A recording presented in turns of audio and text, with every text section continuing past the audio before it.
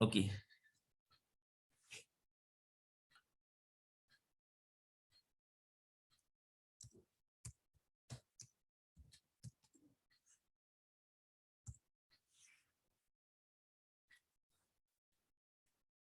तो देखो function chapter में जाने से पहले, जैसे अगर आप इंग्लिश बोलना चाहते हो तो इंग्लिश बोलने के लिए आपको क्या आना चाहिए, ये अल्फाबेट आने चाहिए कि ABCD, है ना।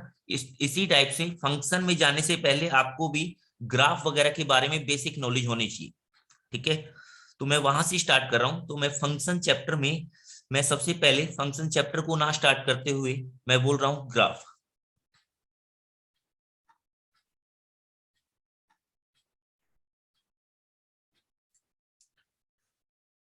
ग्राफ ग्राफ का मतलब आप ये तो समझते हो कि इतना सब चीजें आप जानते हो। तो कि जैसे मान लो आपके पास में ये कोई भी आपके पास ग्राफ है, x=y²। ये ग्राफ कैसे बना, इसकी शेप ऐसे क्यों आई, तो आपने क्या किया, अभी एक बार x की वैल्यू 1 पुट की, 2 पुट की, 3 पुट की, 4 पुट की, 5 पुट की। ऐसे आप x की वैल्यू पुट करते गए, उसके कोरस्पॉन्डिंग y की जो वैल्यू आती गई, तो उनको आपने ज्वाइन करते गए, तो आपके पास ये शेप आई। तो ये आपके पास शेप होगी। ठीक है, इतनी सब चीजें आप जानते हो। तो यहाँ पर हम देखो, जैसे मान लिया कोई भी ग्राफ है, ये कोई भी ग्राफ लिखा हुआ है, तो उस वाले केस में कुछ एक टर्मिनोलॉजी जो है बार बार मुझे ना बोलना पड़े, तो मैं वो टर्मिनोलॉजी एक बार डिफाइन कर रहा हूं। तो फिर देखोगे कि क्या क्या टर्मिनोलॉजी होती है।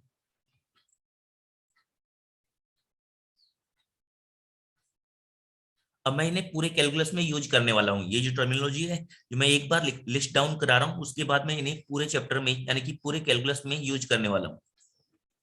जैसे मैंने बोला डोमेन, डोमेन क्या होती है भाई, जैसे आपके पास में ये कोई भी एक फंक्शन लिखा हुआ है, ये आपके पास जैसे लिखा है x=y², तो इसमें क्या कहोगे, जो आप x की वैल्यू पुट कर रहे हो, ठीक है, जो आप x की वैल्यू पुट कर रहे हो, वो क्या कहलाएगी, डोमेन कहलाएगी। यानी कि जो जो वैल्यू आप पुट कर सकते हो वो आपके पास क्या कहलाएगी, इसकी डोमेन कहलाएगी।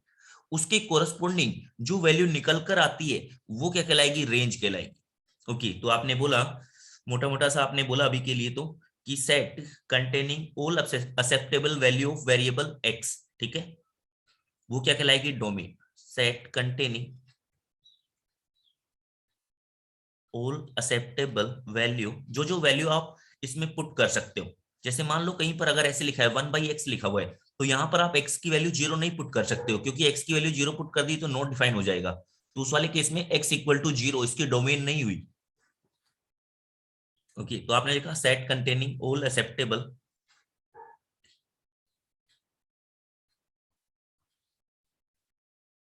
Value of variable x।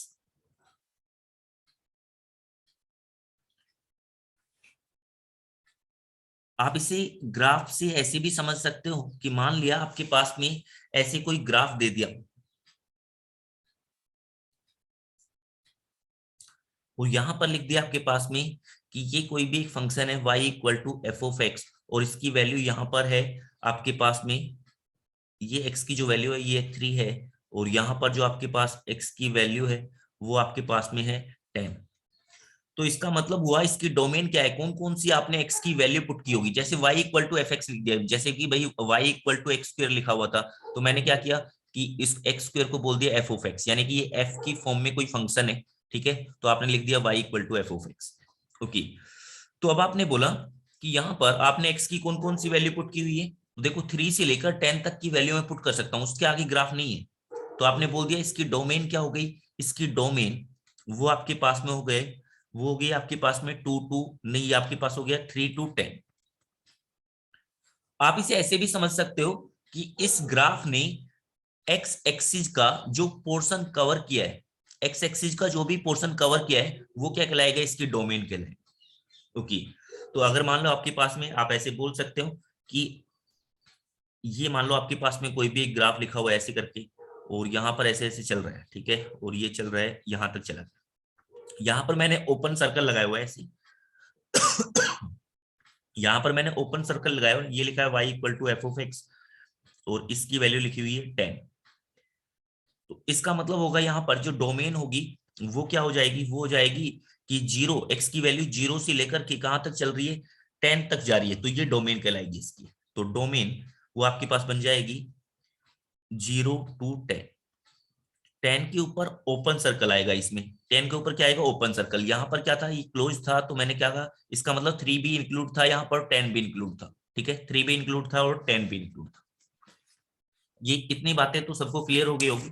ठीक है, तो आप ये बोल सकते हो कि ग्राफिकली क्या हो गया, इसका मतलब ग्राफिकली ये हुआ कि डोमेन को आप किस तरह से डिफाइन कर सकते हो, क्रूड वे में आप अभी के लिए ऐसे बोल सकते हो कि डोमेन क्या हो गया, पोर्शन ऑफ एक्स एक्सिस हो गया। ठीक है, which is covered by the graph. ठीक है, तो आपने कह दिया graphically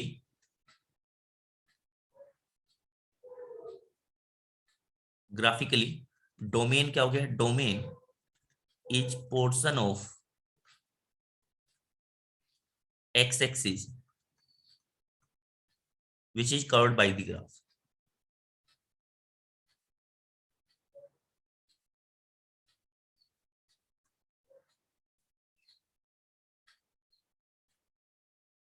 which is covered by the graph। Okay, यानी कि आप ऐसे बोल सकते हो, इसका मतलब कि मान लो आपके पास में ऐसी कोई भी एक ग्राफ बनाया हुआ है,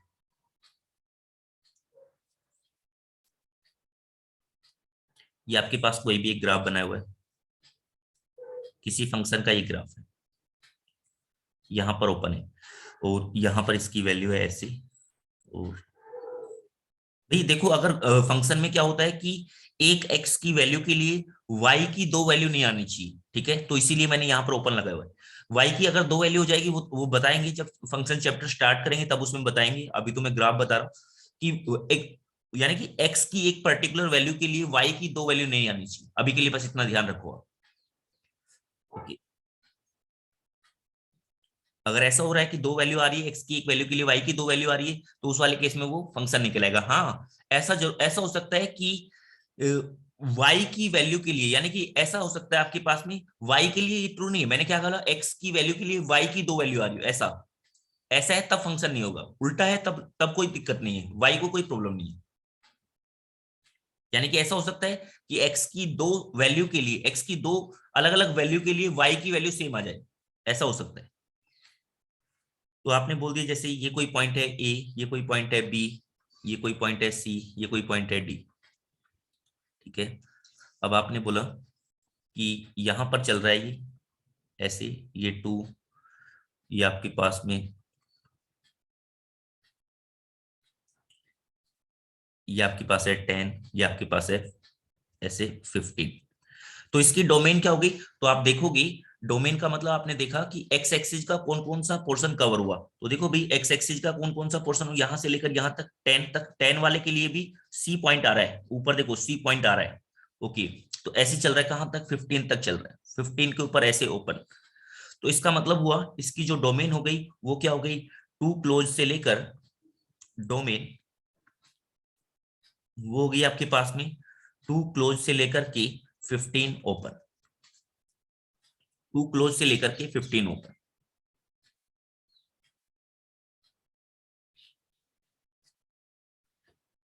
ओके, यहां तक की बातें सबको क्लियर हो गई, अभी तक तो हमने कुछ बताया ही नहीं है ना, यहां तक की बातें सबको क्लियर हो गई होगी।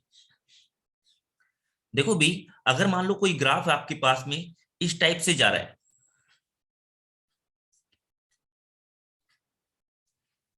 कोई ग्राफ आपके पास में, एक ग्राफ जो हो सकता है ऐसा हो सकता है कि यहां पर जाके ये हो गया, टर्मिनेट कर गया है, ये ग्राफ जो है ये टर्मिनेट कर गया 10 पर, जैसे मैं कहता हूं ये 10 है एक्स की वैल्यू। तो इसका मतलब हुआ ये ग्राफ क्या हो गया, टर्मिनेट कर गया, ग्राफ टर्मिनेट एट 10, 10 के ऊपर टर्मिनेट कर गया। अगर मान लो आपके पास ऐसे कुछ लिखा हुआ है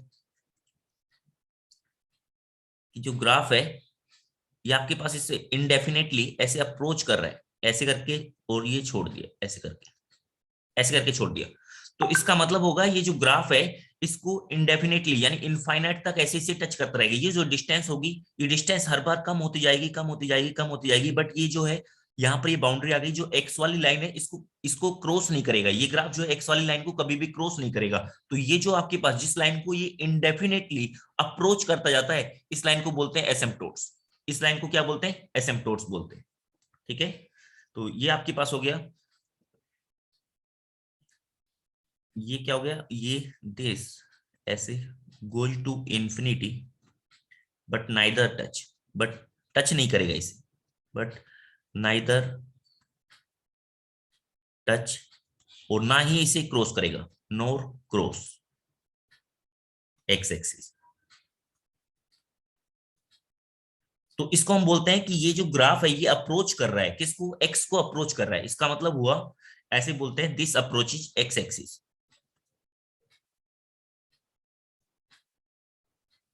ये एक्स एक्सिस को अप्रोच कर रहा है।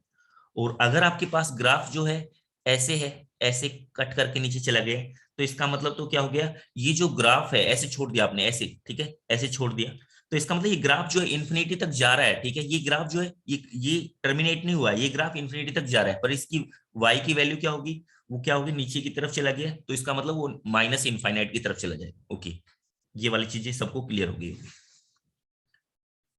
तो अगर मैं कभी कहता हूं कि अप्रोच कर रहा है, अप्रोच करने का मतलब होगा वो इंडेफिनेटली उसको अप्रोच करता जाएगा। Okay, next second terminology. First terminology सबको क्लियर हो गई होगी, बता दोगे एक बार डोमेन के बारे में, कुछ कुछ हद तक सबको क्लियर हो गया है कि डोमेन क्या होती है ना। ओके, ठीक है।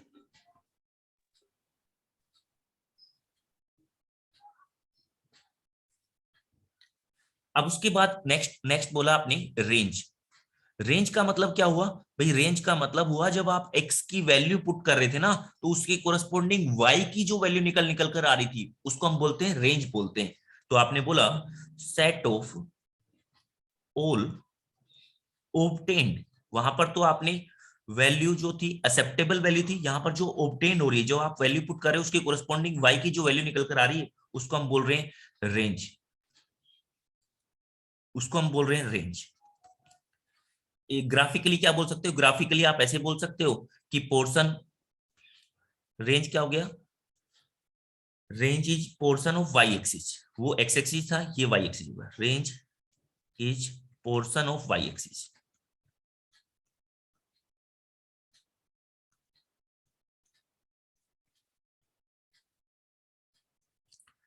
Covered by the graph of function.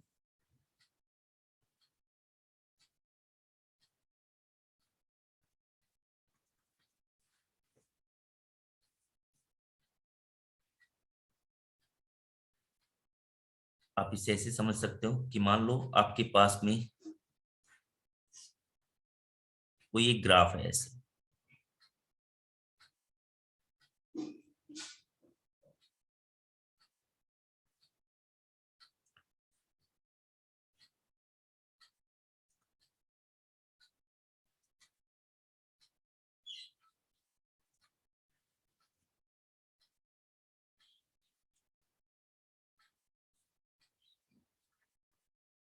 ऐसे कोई ग्राफ है। तो देखो इस ग्राफ ने वाई एक्सिस का जो जो पोर्शन कवर किया, तो वाई एक्सिस का इसने कौन कौन सा पोर्शन कवर किया हुआ है, तो देखो ऐसे, यहां से देखो, यहां से आपके पास वाई एक्सिस के लिए ये वैल्यू, ऐसे वाई की कौन कौन सी वैल्यू आ रही है, यहां तक आ रही है। जीरो आएगी इसकी वैल्यू, नहीं जीरो नहीं आएगी, क्योंकि ये जो है ये इसको अप्रोच कर रहा है, इसको अप्रोच कर रहा है। अप्रोच करने का मतलब हुआ ये इसे, यानी कि ऐसा कभी नहीं होगा कि इसे टच कर जाएगा, जब ये एक्स एक्सिस को टच करेगा तब जाके वाई की वैल्यू जीरो आएगी, ठीक है। तो इसका मतलब हुआ कि जो रेंज आ गई पोर्शन ऑफ वाई एक्सिस, वो क्या हो गया, वो आपके पास हो गया रेंज की value zero open, zero open लगाओगे कि इसकी वैल्यू जीरो नहीं है, जीरो क्लोज नहीं है, तो जीरो ओपन बोल दिया मैंने, जीरो से, यानी कि जीरो ओपन से लेकर कहां तक जा रही है, 20 तक जा रही है। ओके, 20 के ऊपर ओपन है या क्लोज, ओपन, तो आपने कहा दिया 20, ऐसे। ये आपके पास हो गया, होगी रेंज होगी। ओके, और पढ़ेंगे रेंज के बारे में, बस अभी के लिए तो मैंने बताया कि इन टर्मिनोलॉजी का मतलब क्या क्या है, कैसे फाइंड करते हैं, क्या क्या करते हैं, वो तो आगे चल के हम देखते चलेंगे। थर्ड बताया मैंने, third third terminology, that is root.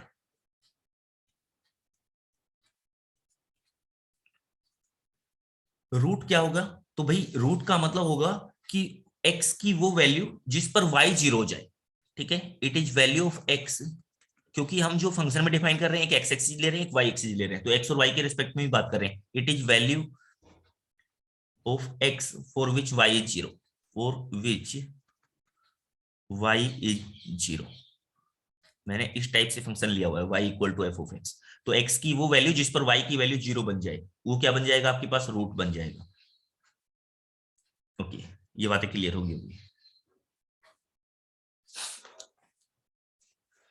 Root को आप ऐसे भी बोल सकते हो कि मान लो आपके पास में कोई ग्राफ है, ये सब चीजें तो हम कर चुके हैं बट फिर भी मैं एक बार बता दे रहा हूं कि आपने कहा ये आपके पास में किसी चीज का ग्राफ है y equal to f of x का, तो जहां पर ये एक्स एक्सिस को इंटरसेक्ट करेगी वो रूट होगा, तो ये क्या बन जाएगा, रूट। जैसे रूट का मतलब जैसे मैं बोल देता हूँ ये पॉइंट क्या है 10,0 है, तो रूट कितना हो गया, 10 हो गया।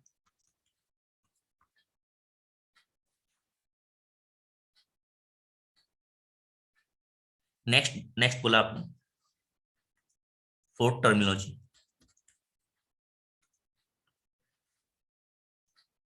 की मैक्सिमम एंड मिनिमम वैल्यू।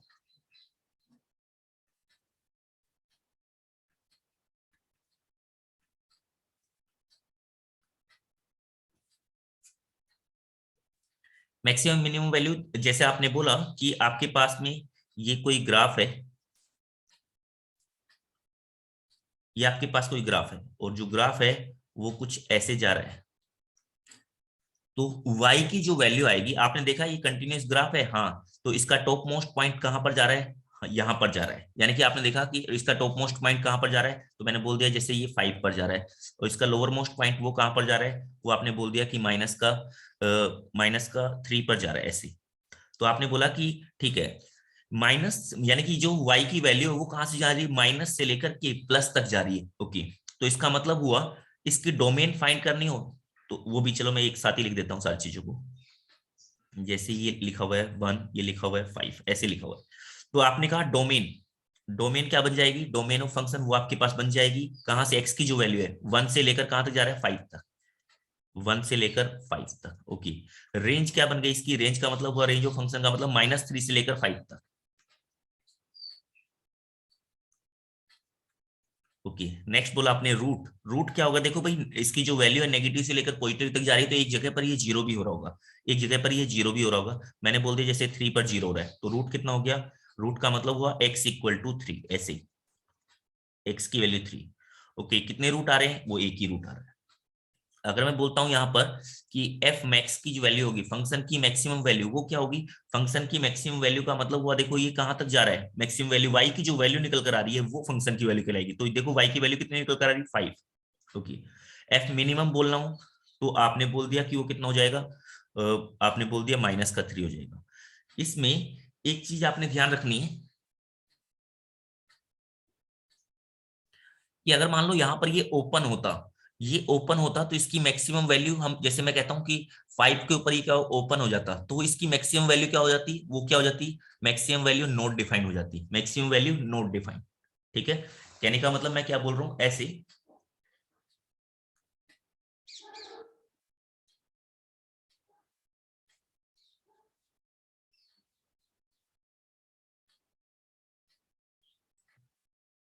आपने बोला कि ये आपके पास में कोई ग्राफ चल रहा है, ये लाइन लगाने का मतलब है इसको अप्रोच करेगा, ठीक है, इसे इसे इंटरसेक्ट नहीं करेगा। ओके, जैसे मैं बात कहता हूँ कि ये x इक्वल टू 4 की लाइन है और ये आपके पास पॉइंट है, ये आपके पास है 3 पॉइंट है, ये 0 है, यहाँ पर -2 है। तो अगर मैं इस वाले केस में आपसे बोलता हूं कि f मिनिमम कितना है, f मिनिमम बोलोगे वो कितना है, -2 है। ओके, f मैक्सिमम कितना है, तो f मैक्सिमम की वैल्यू नॉट डिफाइन आ जाएगी, डज नॉट एग्जिस्ट, पता ही नहीं चला मुझे क्योंकि इनफाइनाइट तक जा रहा है ना, डज नॉट एग्जिस्ट। अगर मान लो किसी फंक्शन की ऐसी रेंज आ रही है, दूसरे पॉइंट ऐसे बोला मैंने, अगर मान लो किसी फंक्शन की रेंज जो है ऐसे आ गई, रेंज जो है वो आपके पास आ गई है ऐसे, -5 से लेकर 7 ओपन आ गया है यहाँ पर। ओपन आने का मतलब एफ मिनिमम जो है वो तो पता चल गया आपको, एफ मिनिमम की वैल्यू वो कितनी आ गई, -5, और एफ मैक्सिमम की वैल्यू वो कितनी होगी, तो आप लिखोगे डज नॉट एग्जिस्ट। आप ये नहीं कहोगे कि सर 7 से थोड़ा सा कम, ऐसे नहीं, डज नॉट एग्जिस्ट, क्योंकि 7 तो है नहीं, 7 के ऊपर तो ओपन है।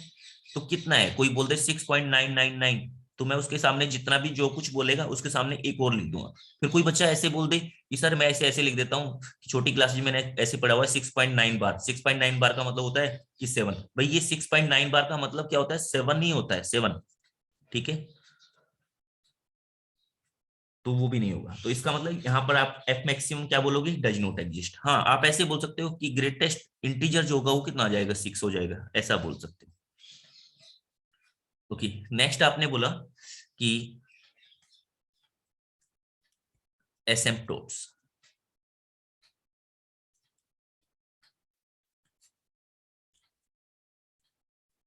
तो एसिम्पटोट्स क्या होता है? ये एक स्ट्रेट लाइन होती है, it is a straight line. हो सकता है एग्जिस्ट करे, हो सकता है ना भी एग्जिस्ट करे। If exist, towards which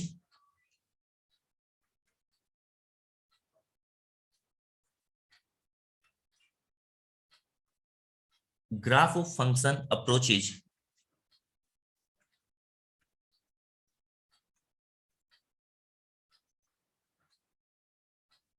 indefinitely।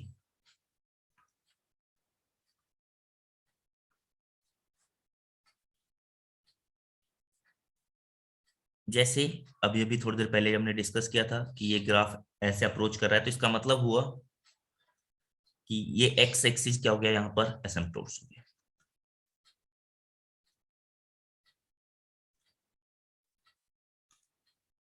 X axis क्या हो गया? एसिम्पटोट्स हो गया। यहां तक की बातें क्लियर हुई होगी। एक से ज्यादा एसिम्पटोट्स भी हो सकते हैं। ठीक है, कोई ग्राफ हो, मान लो ऐसे हो जाए कि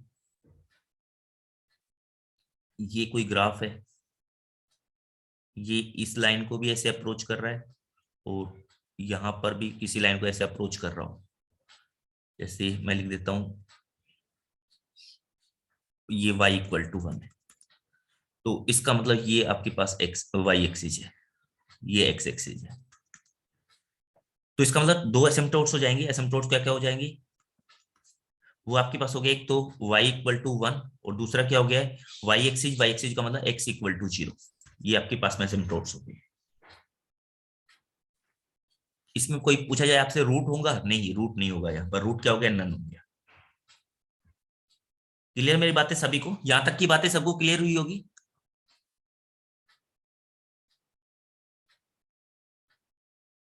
ओके, नेक्स्ट लिखोगी 6 पॉइंट,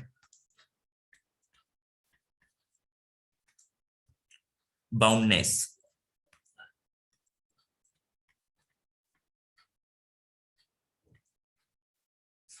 बाउंडनेस, बाउंडनेस में क्या होगा भाई? आप ऐसे बोल सकते हो, जैसे मान लो किसी कोई आपके पास में कोई ग्राफ है, आपके पास में कोई ग्राफ है ऐसे,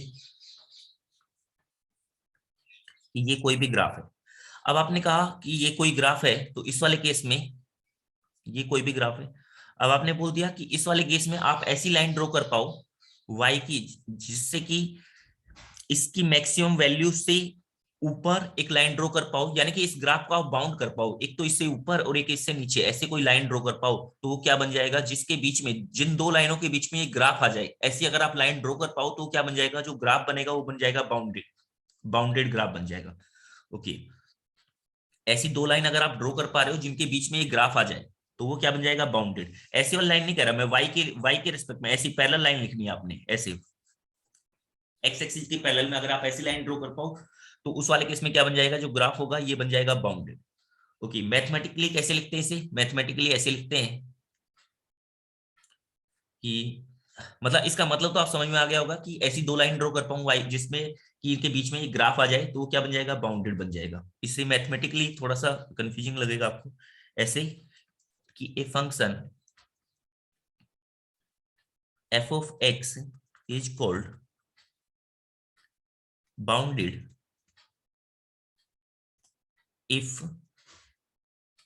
देयर एग्जिस्ट। ये जो सिंबल है, इस सिंबल का मतलब होता है देयर एग्जिस्ट। इस सिंबल का मतलब क्या होता है? There exist.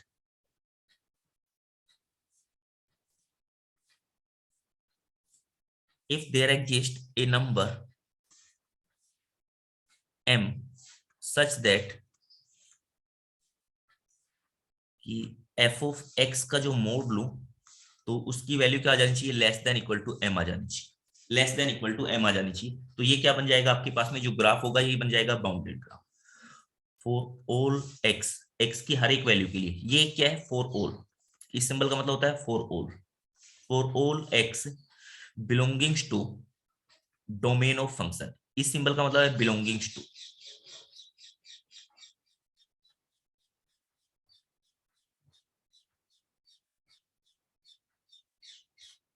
ओके, ये डेफिनेशन क्लियर हुई सभी को? जैसे आपने मान लो किसी की रेंज ऐसे आ जाए, रेंज ऑफ फंक्शन, मतलब कहने का मतलब वहां पर क्या होना चाहिए, जो रेंज है ना, रेंज में प्लस माइनस इंफिनिटी नहीं आना चाहिए।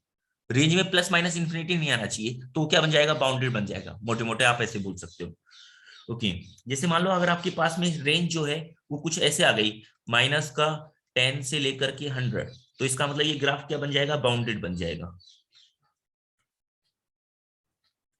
बाउंडेड। तो जो m है, m की वैल्यू क्या होगी? m की वैल्यू कुछ भी ले सकते हो आप। m की वैल्यू बोल सकते हो कि जो m की वैल्यू 100 होगी, 101 होगी, 110 होगी, कुछ भी ले दो। m की जो वैल्यू आपने बोल दिया 110 से लेस देन इक्वल टू ही रहेगा। इसका जब मोड लोगे तो 110 से लेस देन रहेगा। तो m की वैल्यू 100 भी ले सकते थे, हाँ 100 भी ले सकते थे। कहने का मतलब बस रेंज जो है वो इंफिनिटी नहीं होना चाहिए, कहीं पर भी माइनस इंफिनिटी या प्लस इंफिनिटी ऐसा नहीं आना चाहिए। तो ये क्या बन जाएगा? अनबाउंडेड। ओके, पहले तो हमने देखा कि ये बाउंडेड है या नहीं है। ओके, अब मुझे पता चला ये बाउंडेड है या नहीं है। अब अगर मान लो आपसे फिर उसके बाद देखो, तो अगर आपसे पूछा जाए कि ग्राफ इज बाउंडेड और नॉट, तो उसका तो आंसर होगा यस और नो में, ठीक है, बाउंडेड या फिर अनबाउंडेड। ओके, अब फिर उसके बाद अगर मान लो, फिर उसके बाद देखो नेक्स्ट टर्मिनोलॉजी, अगर कोई ग्राफ है, भाई मान लो आपके पास में जो ग्राफ है वो आपने देखा, ये तो हो गया बाउंडेड वाला, ठीक है। अब जो ग्राफ है वो अनबाउंडेड हो गया। अनबाउंडेड के बाद में मैंने कहा, तो अनबाउंडेड है तो किस वजह से अनबाउंड है ये? क्योंकि लोअर बाउंड, लोअर जो है ना, लोअर वाला जो पोर्शन है, नीचे वाली लाइन ना ड्रॉ नहीं कर पा रहा हूं। ओके, तो मैंने कहा इसमें, हमने कहा कि ये लोअर बाउंडेड है। अब देखो, बाउंडेड के बाद मैंने बोला लोअर बाउंडेड और अपर बाउंडेड, या नीचे लाइन ड्रॉ कर पा रहा हूं तो इसका मतलब लोअर बाउंडेड है। अगर नीचे लाइन ड्रॉ नहीं कर पा रहा हूं तो इसका मतलब लोअर बाउंड नहीं। लोअर बाउंडेड है ये वाला? नहीं, नो। अपर बाउंडेड है? हाँ, अपर बाउंडेड है। पहले तो बोला बाउंडेड, बाउंडेड के लिए क्या होना चाहिए? अपर भी और लोअर भी। अब आपने कहा अगर अनबाउंडेड है तो उस वाले केस में लोअर बाउंड है? नहीं, नो। अपर बाउंडेड है? यस। ओके, तो अपर बाउंड कितना है? अपर बाउंड जो है वो आप ऐसे बोल सकते हो कि जो 3 है वो अपर बाउंड है। 3 जो है वो अपर बाउंड है, ठीक है, 3 जो है वो अपर बाउंड है। तो देखो आपने आपने बोला 3 अपर बाउंड। पूछा जाए कितना अपर बाउंड कितना है, तो आप बोलोगे 3 अपर बाउंड। यानी कि 3 से, जैसे 3 से नीचे लाइन में लेके आ सकते हो आप। ओके, अगर मान लो आपके पास में ऐसे लिखा होता, एक चीज और दिखाते हैं, एक डिफरेंस और। अगर मैं ऐसे लिख देता, इसे ओपन कर देता यहाँ पर, तो इस वाल इसके लिए भी बोलते हैं आप ये बाउंडेड है या नहीं है, तो आपने बोला अनबाउंडेड। ओके, अब उसके बाद बोला आपने कि अनबाउंडेड है तो लोअर बाउंडेड है? लोअर बाउंडेड है ये? नो, लोअर बाउंडेड नहीं है। ओके, आपने बोला फिर अपर बाउंडेड है ये? हाँ, अपर बाउंडेड है, अपर बाउंडेड, यस। अब पूछा जाएगा अपर बाउंड कितना है, तो अपर बाउंड कितना है? 3 है। इस वाले केस में भी 3 अपर बाउंड है। 3 जो है ये अपर बाउंड है। तो इस वाले केस में और इस वाले केस में क्या फर्क रहा? फिर मुझे क्या पता चलेगा कि ये जो है यहाँ पर ओपन है या क्लोज है? ऐसे कैसे पता चलेगा कि ग्राफ के बारे में कुछ कमेंट कर रहा हूं तो मुझे कैसे पता चलेगा? तो भाई देखो, इसमें बोलोगे आप कि इस वाले केस में जो 3 है अपर बाउंड है, बट हेयर अपर बाउंड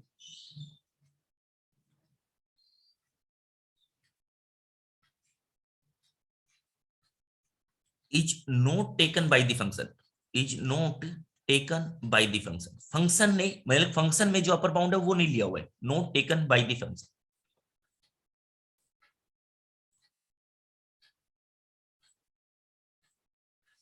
ऊपर इस वाले केस में क्या है? Here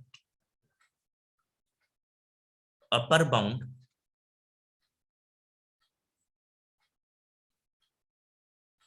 is taken by the function.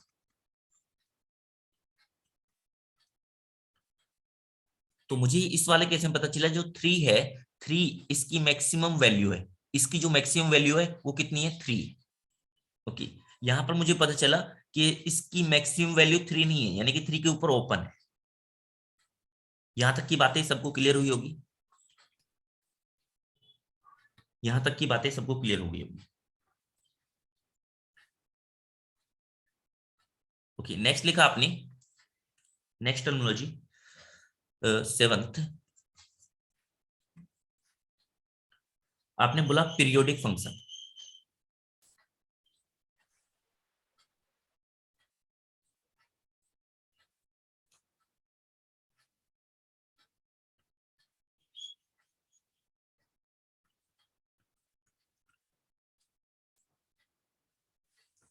एक बार चैप्टर को स्टार्ट करने से पहले कुछ कुछ चीजें जो चाहिए थी मैं वो बेसिक बेसिक बता रहा हूँ, बिल्कुल बेसिक बेसिक अभी के लिए।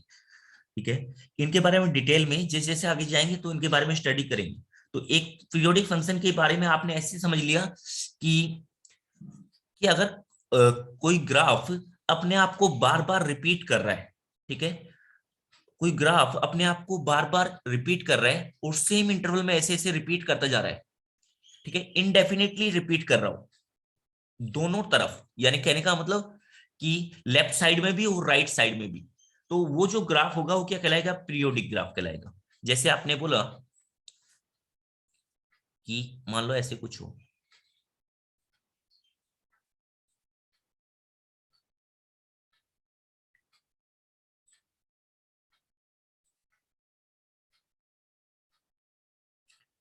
ऐसे ग्राफ चल रहा है, ठीक है, इनडेफिनेटली।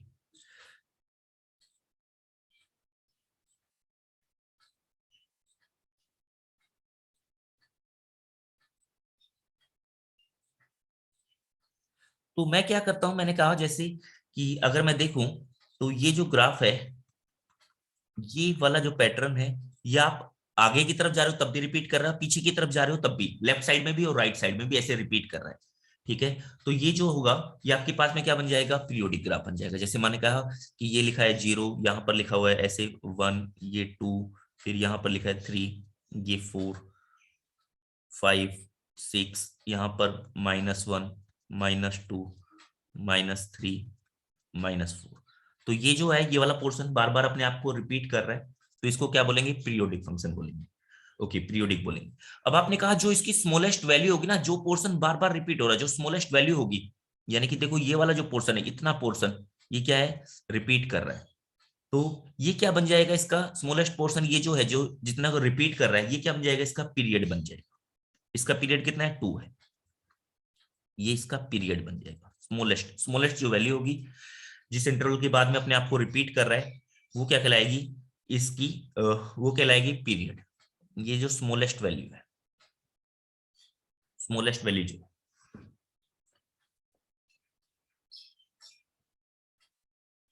तो अगर मैं आपसे पूछूं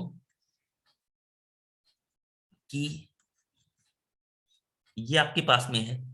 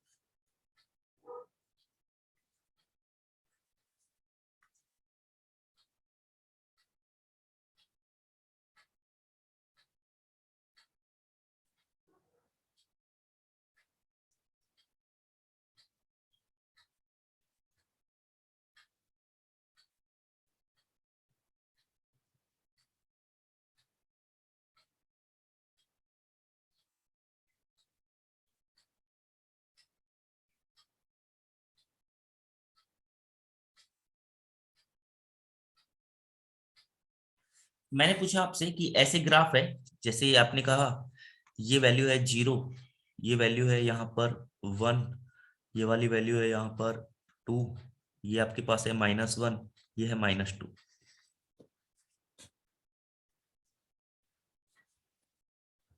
तो आपने कहा ये जो है ये पीरियोडिक होगा या नॉन पीरियोडिक होगा, आपने बताना है मुझे।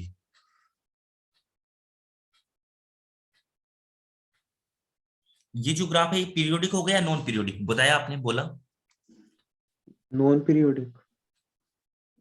Non periodic. Sachin Hooda, Shubham, video क्यों ऑफ कर रखी है भाई?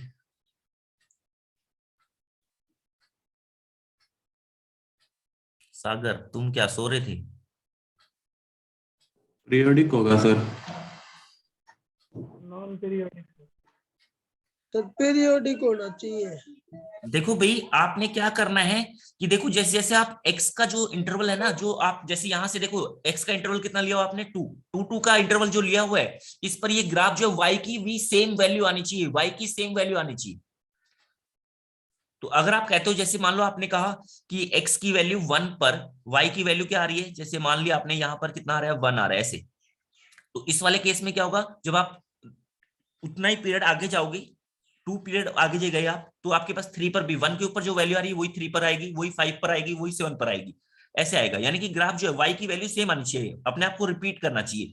रिपीट करने वाला ये पैटर्न जो है ऐसे रिपीट कर रहा है, बट y की जो वैल्यू आ रही है यहाँ पर देखो 0 से 1 वाले केस में y की वैल्यू क्या आ रही है, ये वाली y की वैल्यू आ रही है, यहाँ पर जो y की वैल्यू आ रही है, और ऊपर वाले में और y की वैल्यू, y की जो वैल्यू चेंज होती जा रही है, y की जो वैल्यू है वो चेंज होती जा रही है, तो इसका मतलब ये पीरियोडिक नहीं है। समझे मेरी बात को, समझ पाए? Non periodic. अगर ये ग्राफ ऐसे चलता ना कि यहां पर चल रहा है ऐसे, तो उसके बाद ऐसे चलने लग जाता है यहां पर कि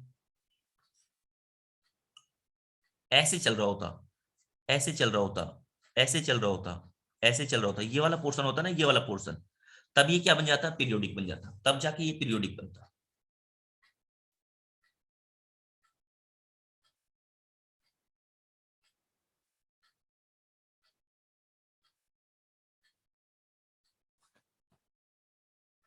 क्लियर हुई ये वाली बात जो है सबको क्लियर हो गई? ओके। तो ये बेसिक बेसिक टर्मिनोलॉजी थी जो आपको पता होनी चाहिए थी। नेक्स्ट लिखा आपने एलिमेंट्री ग्राफ। कुछ एक ग्राफ जो है भाई, मैं आपके पास में 10-12 टाइप के ग्राफ कराने जा रहा हूँ, ठीक है। ये जो ग्राफ है ये आपको वैसे तो पता भी होगा, ठीक है, बट अगर नहीं पता है तो इनको आपने रट के रखना है कि इसका मतलब पता होना चाहिए। जैसे मैं बोलता हूँ कहीं पर भी लीनियर फंक्शन या फिर कांस्टेंट फंक्शन, तो उनका ग्राफ क्या होता है वो याद रहना चाहिए आपको, ठीक है। तो आपने रट ली काइंड ऑफ, ठीक है। तो सबसे पहले आपने लिखा एलिमेंट्री ग्राफ।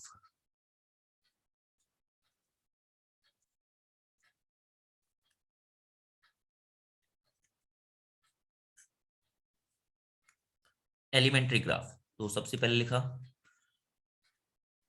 Constant function. तो अगर आपके पास ऐसे लिखा है f of x equal to y, यानी कि एफ ऑफ एक्स का मतलब वाई, तो इसकी वैल्यू अगर ऐसे करके लिखी हुई है के टाइप से, के का मतलब कोई भी कांस्टेंट लिखा हुआ है, तो इसका जो के की वैल्यू अगर पॉजिटिव है तो उसका जो ग्राफ आएगा वो कुछ ऐसे आ जाएगा।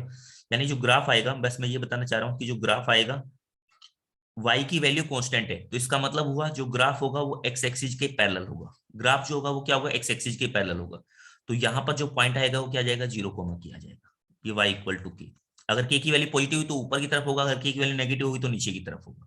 तो इस ग्राफ की डोमेन क्या होगी, डोमेन जो होगी, डोमेन ऑफ फंक्शन, वो तो क्या बन जाएगी, ऑल रियल नंबर। यानी कि आप x की कोई भी वैल्यू पुट कर सकते हो, y की वैल्यू, क्योंकि x की वैल्यू के ऊपर डिपेंड ही नहीं कर रहा है, आप x की कोई भी वैल्यू पुट करो वो उसके लिए डिफाइन होगा। तो इसका मतलब डोमेन तो क्या बन गई इसकी, रियल नंबर। और रेंज जो होगी इसकी, रेंज वो क्या बन गई है, वो बन गई है के।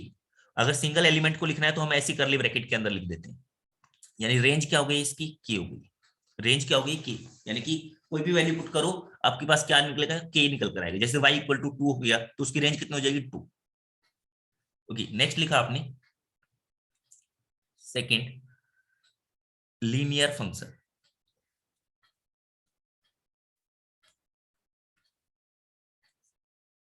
लीनियर फंक्शन ये लिखा हुआ है y equal to f of x, यहां पर लिखा हुआ है ए एक्स प्लस बी, ठीक है। इस टाइप का ग्राफ होगा। लीनियर का मतलब जो डिग्री होगी वो आपके पास क्या होगी, 1 होगी। यहाँ पर ये चीज ध्यान रखना है कि ए की वैल्यू 0 के इक्वल नहीं होनी चाहिए। अगर ए की वैल्यू 0 के इक्वल हो जाएगी तो क्या बन जाएगा, तो उस वाले केस में तो आपके पास में ये क्या बन जाएगा, कॉन्स्टेंट टाइप का फंक्शन बन जाएगा।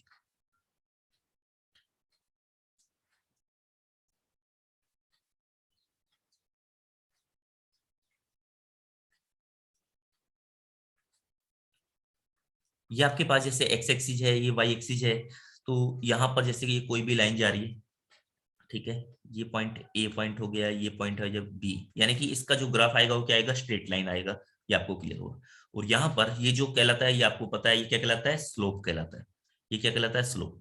ये पॉइंट को कैसे फाइंड कर सकते हो, ये जो एक्स एक्सिस के साथ इंटरसेक्शन है, आपने क्या कर दिया, वाई की वैल्यू 0 पुट कर दी, वाई की वैल्यू 0 पुट की तो आपके पास में क्या गया, minus b divide by a. B वाले पॉइंट को फाइंड करने के लिए आपने एक्स की वैल्यू 0 पुट कर दी, तो 0 बी। क्योंकि जो स्लोप होता है वो आपको पता है, स्लोप का मतलब टेन थीटा होता है ना, तो अगर आप बोलो तो स्लोप क्या हो गया, स्लोप जो है वो आपके पास होगा टेन थीटा। सर ये बी ऊपर नहीं आना चाहिए था एक्स एक्सिस के? क्या कह रहे हो? बी पॉइंट एक्स एक्सिस के ऊपर आना चाहिए था ना? हाँ, कौन सा? 0 बी माइनस पॉइंट बी आएगा सर। 0 क्या बोल रहे हो? आपने A minus X B. Plus B लिखा ना, तो अगर एक्स की वैल्यू 0 पुट करेंगे तो बी ऊपर आएगा ना, पॉजिटिव होगा वो। नहीं नहीं, ये हम ऐसे कमेंट नहीं कर सकते, क्योंकि बी की वैल्यू क्या है मुझे नहीं पता ना, बी की वैल्यू नेगेटिव हुई तब। ठीक है भाई, ऐसा ये जो है इस वाले केस के लिए, अगर आपने मान लो बी की वैल्यू कुछ भी हो सकती है, बी की वैल्यू पॉजिटिव भी हो सकती है, नेगेटिव भी हो सकती है, बस मैंने ये ग्राफ ऐसा जरूरी नहीं कि ऐसा बनेगा, ऐसा उसका ऊपर की तरफ बन रहा होता। ठीक है, क्लियर? क्योंकि बी की वैल्यू के बारे में मुझे कुछ पता नहीं है, तो वो तो उसी बात के ऊपर डिपेंड करेगा कि जो आपके पास में वैल्यू क्या आएगी। ओके, एक बार के लिए मैं मान लेता हूं कि ओके चलो, ये वाली जो चीजें है बी की वैल्यू, यानी कि ऐसा हो सकता था भी, आप अगर आप बोल रहे हो कि ए की वैल्यू ग्रेटर देन 0, बी की वैल्यू ग्रेटर देन 0, तो आपके पास जो बन जाता है कुछ ऐसे बन जाता है। ठीक है, इस टाइप का, ए की वैल्यू ग्रेटर है ना, वो सब चीजें वो ए और बी की वैल्यू के ऊपर डिपेंड करेगा, वो ए और बी की वैल्यू के ऊपर डिपेंड करेगा। एक चीज और ध्यान रखनी है आपने, कि मान लिया आपके पास में कोई ये एक्स एक्सिस है, ये एक्स एक्सिस है, और ये आपके पास में ऐसे कोई एक लाइन है,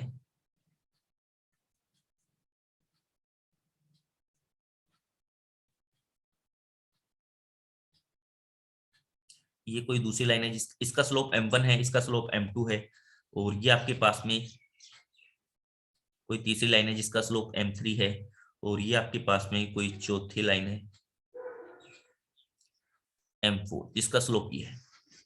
तो आपको पता है कि tan के केस में जैसे जैसे आप वैल्यू इंक्रीज करते जाते हो, tan की वैल्यू जैसे जैसे आप थीटा की वैल्यू यानी 0 to 90 डिग्री में जैसे जैसे आप वैल्यू इंक्रीज करते जाते हो, tan की वैल्यू क्या होती जाती है, इंक्रीज करती जाती है। तो इसका मतलब होगा कि ओके, फर्स्ट क्वाड्रेंट में tan की जो वैल्यू होती है वो क्या होती है, पॉजिटिव होती है। सेकंड क्वाड्रेंट में tan की जो वैल्यू होती है वो क्या हो जाती है, नेगेटिव। 90 डिग्री से ज्यादा होते के साथ सेकंड क्वाड्रेंट में tan की जो वैल्यू होगी वो क्या होगी, नेगेटिव होगी। ओके, दूसरा आपने बोला कि जैसे मान लो अगर ऐसे लिखा हुआ है tan, यहां पर लिखा हुआ है, यहां पर लिखा हुआ है tan जैसे मैं लिख देता हूं 120 डिग्री, और एक लिखा है tan 130 डिग्री। तो tan 120 डिग्री का मतलब क्या हो गया, tan 120 डिग्री का मतलब हुआ tan 180 माइनस का थीटा, 180 माइनस का 60, तो ये क्या आ गया, माइनस का tan 60 डिग्री आ गया। ओके, ये क्या आ जाएगा, माइनस का tan 50 डिग्री, ऐसे हो गया, माइनस का tan 60 डिग्री माइनस का tan 50 डिग्री। क्लियर हुई इतनी बातें? अब देखो tan 60 डिग्री की जो वैल्यू होगी वो क्या होगी, मैग्नीट्यूड वाइज ज्यादा होगी, ऐसे ही tan 50 डिग्री की वैल्यू कम होगी, बट ये नेगेटिव का साइन लगा हुआ है, तो नेगेटिव के साइन में जिसका मैग्नीट्यूड ज्यादा होगा वो नंबर उतना ही छोटा हो जाएगा। नेगेटिव के साइन में क्या होगा कि जो नंबर जितना बड़ा होगा उतना ही छोटा हो जाएगा, मैग्नीट्यूड वाइज जो जितना बड़ा होगा उतना छोटा हो जाएगा। तो आप इनके बीच में अगर आपने इन्हें अरेंज करना हो कि किसका स्लोप ज्यादा है, तो आप क्या बोल सकते हो, पहले तो देखा आपने कि m1 और m2 ये तो क्या कर रहे हैं, फर्स्ट क्वाड्रेंट में लाई कर रहे हैं, फर्स्ट क्वाड्रेंट में लाई कर रहे हैं भाई, ऐसे लाई कर रहे हैं ना, ऐसे ऐसे लाई कर रहे हैं, तो ये तो इसका मतलब हुआ फर्स्ट क्वाड्रेंट में लाई कर रहे हैं। फर्स्ट क्वाड्रेंट में लाई करने का मतलब तो m2 की वैल्यू भाई जैसे जैसे मैग्नीट्यूड बढ़ेगा उसकी वैल्यू इंक्रीज करती जाएगी, यानी कि m2 की जो वैल्यू है वो ग्रेटर देन हो गई किससे, m1 से। यहां तक तो प्रॉब्लम ठीक है। अब उसके बाद बच्चे इसमें गलती, इनमें गलती कर जाते हैं, ये जो है m3 और m4 ये क्या होंगे, नेगेटिव होंगे। नेगेटिव में देखो जो आपके पास में m3 का मैग्नीट्यूड ज्यादा होगा, m4 का मैग्नीट्यूड कम होगा, तो जो नंबर जितना कम मैग्नीट्यूड होगा वो उतना ही बड़ा होगा, तो फिर क्या आएगा m4, फिर उसके बाद क्या आएगा m3 आएगा। ये वाली चीज सबको क्लियर हुई?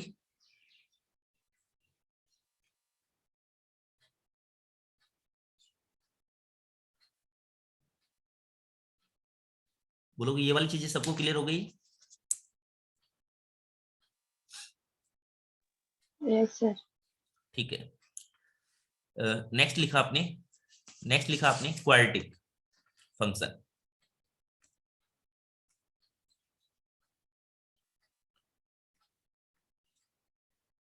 क्वाड्रेटिक फंक्शन में जैसे आपके पास लिखा हुआ है y equal to f of x लिखा हुआ है, ठीक है, और इसका मान लो आपके पास ऐसे A X square plus B X plus C, अगर ऐसे करके लिखा हुआ है, ऐसे क्वाड्रेटिक फंक्शन लिखा है, तो इसका जो ग्राफ बनेगा वो हमेशा क्या बनता है, वो आपके पास जो ग्राफ बनेगा, यहाँ पर भी ये चीज डिफाइन है कि ए की वैल्यू नॉट इक्वल टू 0 है।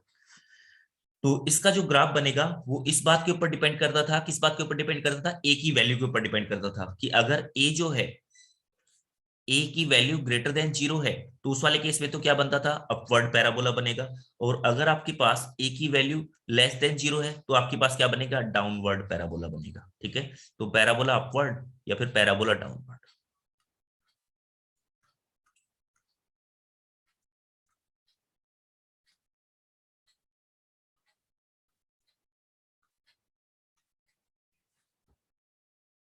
ओके, इसमें डी जो है वो क्या बताता था, डी का मतलब ये बताता था मुझे कि डी का मतलब हो गया बी स्क्वायर माइनस का 4ac।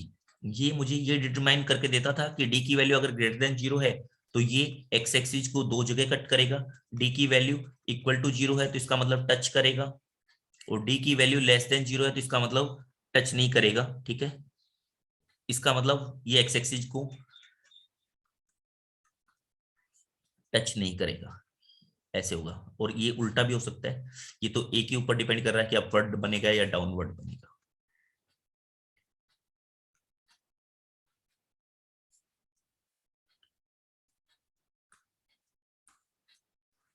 यहां तक की बातें सबको क्लियर हुई होगी?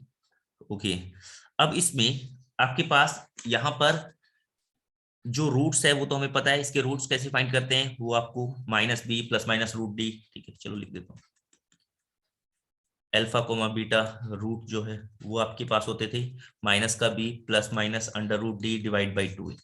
ठीक है, ये रूट भी पता चल जाता था। फोर्थ पॉइंट, इसमें क्या चीजें और देखी थी हमने, एक लाइन ऑफ सिमेट्री के बारे में पढ़ा था, है ना, याद आ रहा होगा सारी चीजें। ये तो माइनस का बी वर्टेक्स की जो वैल्यू होती थी वो क्या होती थी, माइनस का B divide by 2a minus का D divide by 4a। Vertex क्या होता था, ऐसे, ये आपके पास में ग्राफ है तो ये जो लाइन होती थी ये क्या कहलाती थी, लाइन ऑफ सिमेट्री कहलाती थी। ये क्या कहलाती थी, line of symmetry. Line of symmetry, इसके दोनों तरफ जो ग्राफ है वो बिल्कुल सेम है, ये वर्टेक्स कहलाता था। ओके, अगर आपके पास में कोई भी क्वाड्रेटिक ये ग्राफ गिवन है, अगर आपको ये पता करना हो कि ये y एक्सिस के साथ कहां पर इंटरसेक्ट करेगा, तो आपने क्या कर दिया था कि x की वैल्यू को 0 पुट कर दिया था। ठीक है, x की वैल्यू को 0 पुट कर दिया था, point of intersection with y axis.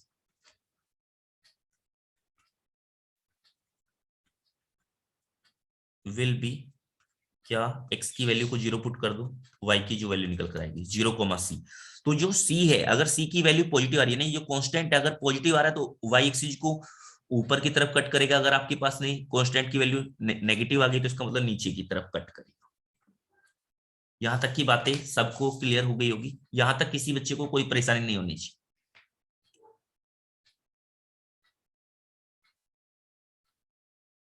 बोलोगे यहां तक की बातें में किसी बच्चे को कोई परेशानी लग रही है तो बोले।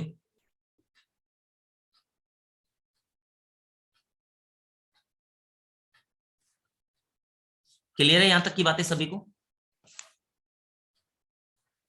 ओके, तो ये चीजें, next graph, next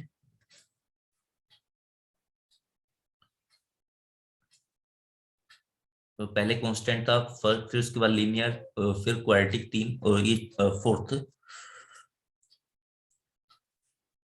point. Fourth point में आपने बोला कि अगर मान लो आपके पास में कोई भी ऐसी ग्राफ गिवन है, x रेज टू की पावर n टाइप का ग्राफ गिवन है, और यहां पर मैं केस बना देता हूं, केस 1, इफ n की जो वैल्यू है वो 2m टाइप से है। 2m का मतलब हुआ कि m बिलोंग्स टू इंटीजर, ये इसका मतलब है इंटीजर पॉजिटिव, इसका मतलब आपके पास में इंटीजर नेगेटिव नहीं, इंटीजर पॉजिटिव इंटीजर हो गया, इसका मतलब i प्लस का मतलब हो गया पॉजिटिव इंटीजर। तो भाई इसका जो ग्राफ बनेगा वो जैसे एक्स स्क्वायर का ग्राफ बनता है, यानी कि ऐसे लिखा है y equal to x raise to की पावर इवन टाइप का number, X square, X raise to की power 4, X raise to power 6, X raise to power 8। तो इनकी जो ग्राफ की शेप होगी ना वो बिल्कुल सेम रहेगी, जैसे एक्स स्क्वायर की शेप होती है वैसे ही एक्स की पावर 4 की शेप होगी। शेप बता रहा हूं मैं। तो आपने कहा इसकी जो शेप बनेगी वो कैसे बनेगी, ऐसी शेप बनेगी जैसे एक्स स्क्वायर की बनती है।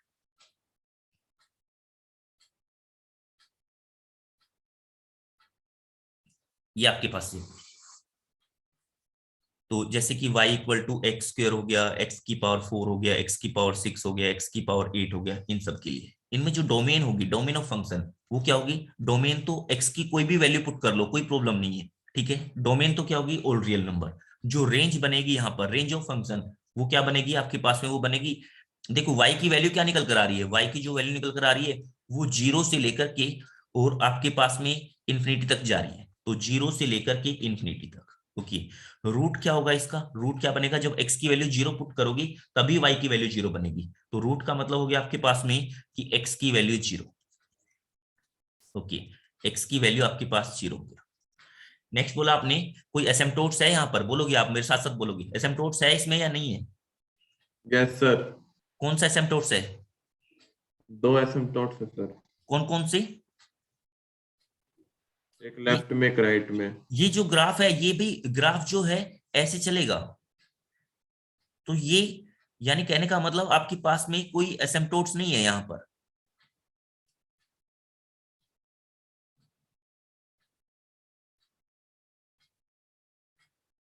यहाँ पर कोई एसिम्पटोट्स नहीं आएगा, यानी कि ये ऐसा कुछ नहीं है कि किसी लाइन को अप्रोच कर रहा है, किसी भी लाइन को अप्रोच नहीं कर रहा है कहीं पर भी। तो कोई बच्चा सोच रहा हो कि ऐसे किसी लाइन को अप्रोच कर रहा है, नहीं, जैसे जैसे आप आगे चलते जाओगे तो आगे बढ़ता चला जाएगा ऐसे। तो एसिम्पटोट्स, कोई एसिम्पटोट्स नहीं है यहाँ पर।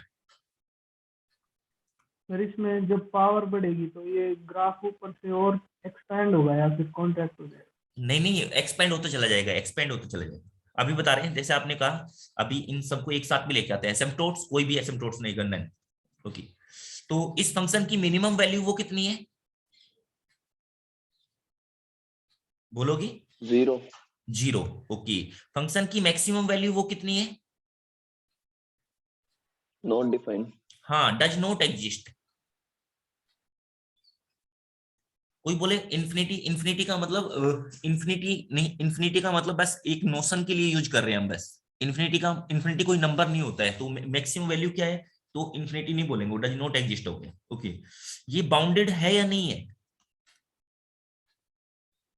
बाउंडेड है या नहीं है, बोलोगी? नॉन बाउंडेड है, नहीं है। नहीं है, दो लाइन ऐसी ड्रॉप नहीं कर सकते, तो बाउंडेड नो। ओके, तो आपने बोला लोअर बाउंड है, लोअर बाउंडेड है? सर एक्स एक्सिस से। हाँ, लोअर बाउंडेड है। ओके, अपर बाउंडेड है, लोअर बाउंड कितना, ओके, अपर बाउंडेड है? नहीं, अपर बाउंडेड नहीं है।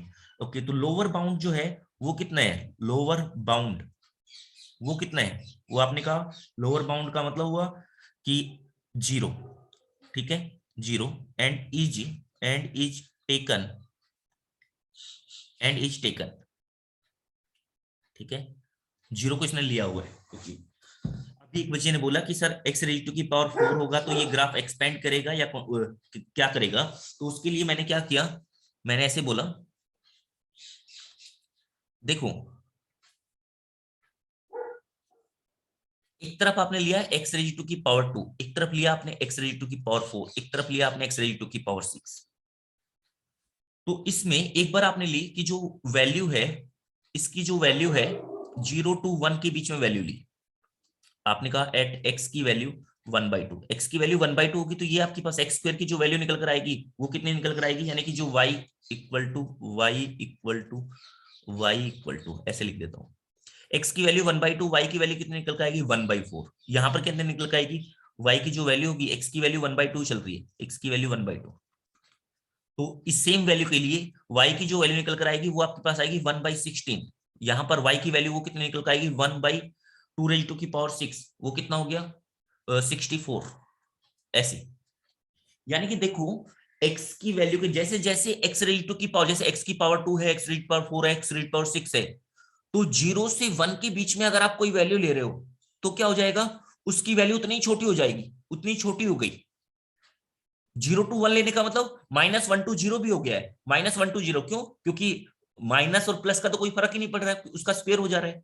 तो आपने कहा -1 to 1 के केस में क्या हो रहा है कि ये जो है y की जैसे जितनी ज्यादा पावर होगी वो ग्राफ उतना ही छोटा हो जाएगा, y की उतनी ही कम वैल्यू निकल कर आएगी। बट देखो जैसे ही आप x की वैल्यू को 0 से ऊपर लेके जाते हो, ठीक है, जैसे ही आप x की वैल्यू को 0 से ऊपर लेके जाते हो, तो आपने कहा -∞ to -1 यूनियन 1 to ∞, ऐसे जैसे जैसे आप x की वैल्यू को, या आप ऐसे बोल दो मोड ऑफ x की जो वैल्यू है वो ग्रेटर देन 1 ली हुई है, तो उस वाले केस में आप देखो, जैसे मान लो आपने कहा x की वैल्यू ले लिया आपने 2 ले ली, तो y की जो वैल्यू निकल कर आएगी वो कितनी आ जाएगी, 2 की पावर 2 4। यहाँ पर y की वैल्यू कितनी निकल कर आएगी 16, यहाँ पर y की वैल्यू कितनी निकल कर आएगी 2 की पावर यानी 64। जैसे 1 से आगे जाएगा ग्राफ तो क्या होगा, जितनी ज्यादा पावर होगी y की वैल्यू उतनी ही ज्यादा आती जाएगी। इसका मतलब क्या समझे हम, इसका मतलब हम ये समझे कि अगर मैं ग्राफ बनाऊं,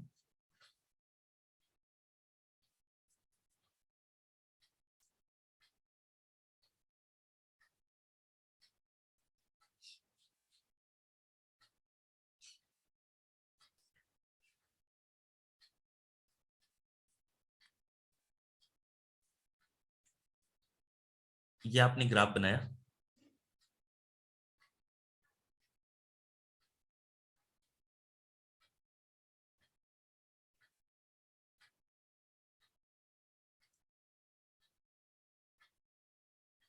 ये वैल्यू को आपने बोला कि ये आपके पास में है, x की वैल्यू -1 है, यहाँ पर x की वैल्यू 1 है, तो y की वैल्यू उसकी कोरस्पॉन्डिंग क्या निकल कर आ रही है, -1, और 1 की कोरस्पॉन्डिंग y की जो वैल्यू निकल कर आ रही है वो 1 निकल कर आ रही है। ये y है, ये x है। अब देखो 0 to 1 के केस में, तो जैसे आपने कहा ये आपके पास में y = x² का है, ये x² का ग्राफ है। अगर आप x⁻⁴ का ग्राफ बनाओगे तो आपके पास वो क्या होगा कि x की वैल्यू 1 और -1 पर, उन दोनों की वैल्यू तो क्या रहेगी, सेम रहेगी। बट 0 to 0 पर उसकी वैल्यू क्या रहेगी, 0। 0 से लेकर 1 तक जाओगे ना तो इसकी वैल्यू क्या होती जाएगी, कम होती जाएगी, ऐसे, ठीक है। बट क्या होगा कि अब इसके बाद 1 के बाद ये क्या करेगा, इसको लीड करने लगेगा, ये ऊपर आने लगेगा ऐसे।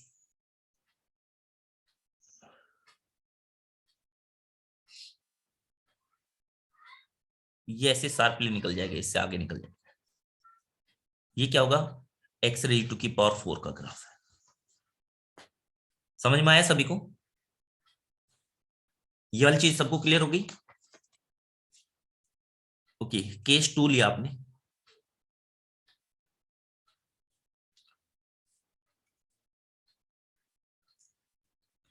केस सेकंड में आपने बोला कि जैसे मान लो अगर आपके पास लिखा है y = x⁻⁴n, अभी तो आपने इवन पावर ली हुई थी, अब मैं क्या लेता हूं, ऐसे लेता हूं, n की जो वैल्यू है वो मैंने ले ली 2m+1 टाइप से, ओड टाइप का ले ली, ठीक है, m बिलोंग्स टू इंटीजर।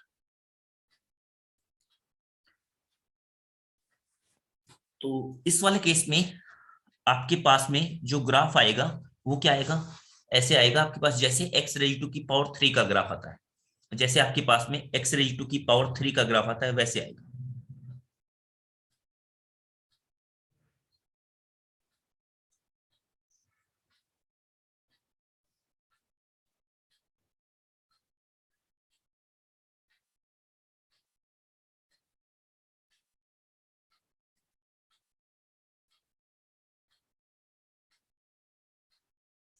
ऐसे ग्राफ चलेगा, इसका जो ग्राफ चलेगा वो ऐसे ग्राफ चलेगा। ये क्या गया, y = x⁻⁴n का ग्राफ चलेगा। इसमें भी सेम, जैसे आप बोल सकते हो कि ये आपके पास में ग्राफ चल रहा है, तो अगर इसमें जैसे मान लो मैं ऐसे बोल दूं कि ये y = x⁻³ है का ग्राफ है, तो यहां पर अगर आप ऐसे बोलते हो कि ये वाली जो वैल्यू है ये 1 है, और ये वाली जो वैल्यू है ये कहां पर बना है, ये वाली जो वैल्यू है ये -1 है, ऐसे बताया आपने। तो इस वाले केस में अगर मान लो आप कहते हो कि x रेज टू की पावर 7 का ग्राफ बनाना है, तो वो कैसे चलेगा? वो आपके पास ऐसे चलेगा,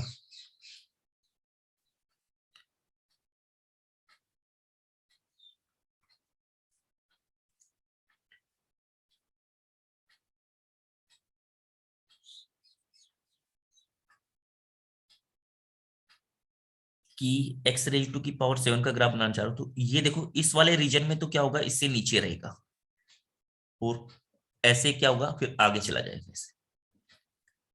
ऐसे ही इस वाले रीजन में ये इससे नीचे रहेगा और फिर इससे लीड करने लगेगा ऐसे। ये x रेज टू की पावर 3 का था, ये अगर आप x रेज टू की पावर 3 का ग्राफ बोल रहे हो, तो ये क्या है, x रेज टू की पावर 7 का ग्राफ बोल रहे हो, दो को आप रिलेट कर रहे हो, ठीक है। यहां पर ये सारे ग्राफ की जो शेप होगी सेम होगी, किस किस की, x की पावर 3, x की पावर 5, x की पावर 7, ऐसे, जिसमें ओड टाइप की पावर चल रही है, जिसमें ओड टाइप की पावर चल रही है। केस 3 लिया आपने,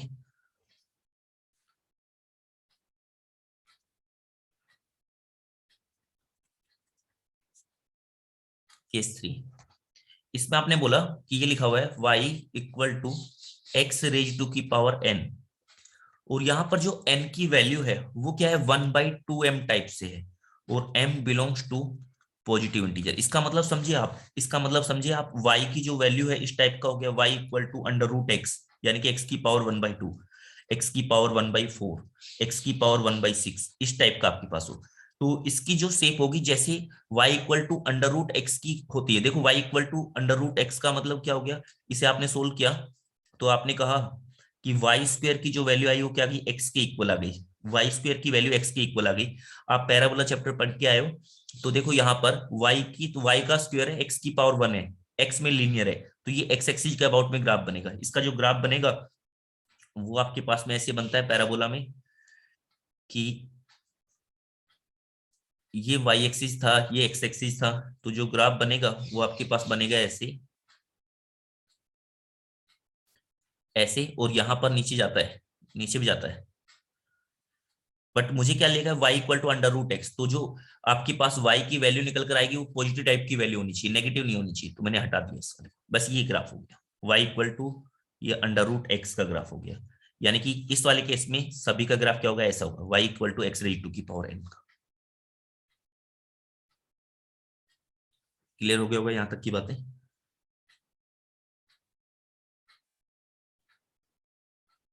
नेक्स्ट बोला आपने केस 4,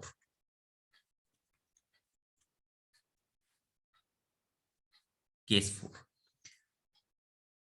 ऐसे लिखा हुआ है, y इक्वल टू एक्स की पावर में 1/2m + 1, ऐसे लिखा हुआ है, और m जो है वो है बिलोंग्स टू इंटीजर पॉजिटिव ऐसे।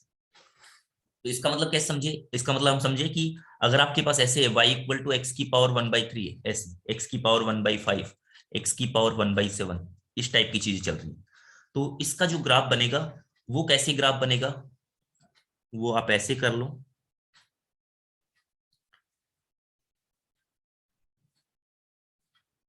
इसको आप ऐसे समझ सकते हो, y इक्वल टू एक्स की पावर 1/3 है, तो y की power 3 equal to x, y की पावर 3 इक्वल टू एक्स, तो जैसे अभी अभी आपने किया है, अभी आप करके आए थे y इक्वल टू एक्स की पावर 3 का ग्राफ, ठीक है। तो इसमें x और y के जो रोल है वो चेंज हो गया है, x और y का रोल चेंज हो गया है, ग्राफ की शेप तो सेम ही रहेगी, बस x और y का रोल चेंज हो गया, यानी कि यहाँ पर जो ग्राफ बनेगा वो कुछ ऐसा ग्राफ बनेगा,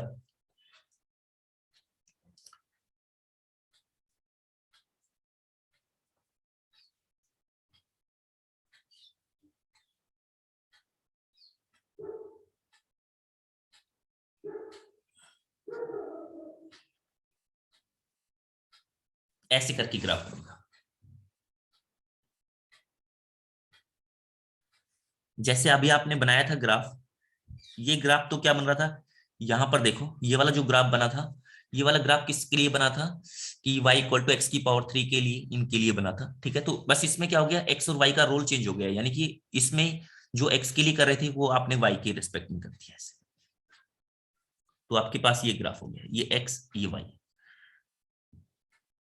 नेक्स्ट आपने बोला इसमें देखो दोनों पोर्शन आएंगे, उसमें तो आपने एक पोर्शन जो आपने लिया था ऊपर इसमें अंडर रूट एक्स वाले में, तो अंडर रूट एक्स की वैल्यू अंडर या एक्स की पावर 1/4 की वैल्यू, इनकी वैल्यू नेगेटिव नहीं आएगी, इनकी जो वैल्यू आती है कभी भी नेगेटिव नहीं आती। अंडर रूट के अंदर से जो वैल्यू निकल कर आती है वो हमेशा पॉजिटिव टाइप की वैल्यू निकल कर आती है। तो नीचे वाला जो पोर्शन था आपने हटा दिया था अभी। इसमें आपने क्या किया, क्योंकि देखो अगर आपके पास में एक्स की पावर 1/3 लिखा है तो -27 इसका आप क्यूब रूट लेते हो ऐसे, तो इसकी जो वैल्यू निकल कर आ जाएगी वो क्या आ जाएगी, नेगेटिव, यानी कि पॉजिटिव के लिए पॉजिटिव, नेगेटिव के लिए नेगेटिव।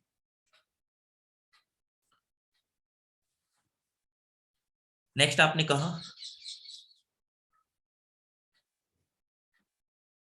केस 5, ऐसे लिखा हुआ है y = x रेज़ टू की पावर n, और जो n है वो क्या लिखा हुआ है, ऐसे लिखा है माइनस का 2m टाइप से लिखा हुआ है, m belongs to integer.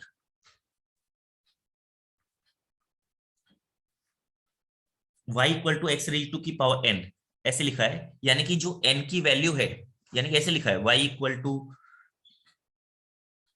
x की पावर में -2, x की पावर में -4 ऐसे करके लिखा हुआ है। तो इसका मतलब क्या समझे आप, इसका मतलब हो गया कि ऐसे कुछ लिखा है y = 1/x², ठीक है, y = 1/x रेज़ टू की पावर 4, ठीक है ऐसे। तो इसका जो ग्राफ आता है y = 1/x²,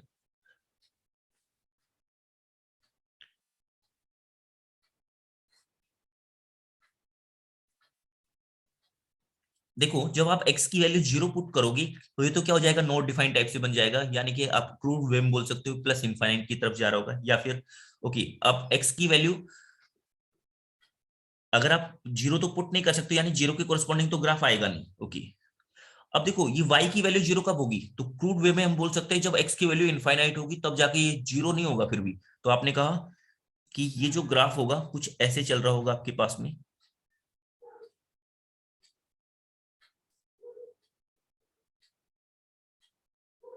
ऐसे, ठीक है, इसको अप्रोच करता रहेगा। तो जैसा नेगेटिव, यानी कि नेगेटिव के लिए क्या होगा, नेगेटिव के लिए कोई फर्क ही नहीं होगा, जैसे आप x की वैल्यू -1 पुट करो चाहे +1 पुट करो, y की वैल्यू तो सेम ही आनी है, तो y की वैल्यू सेम आने का मतलब ये आपके पास में जो ग्राफ होगा ऐसे बन जाएगा,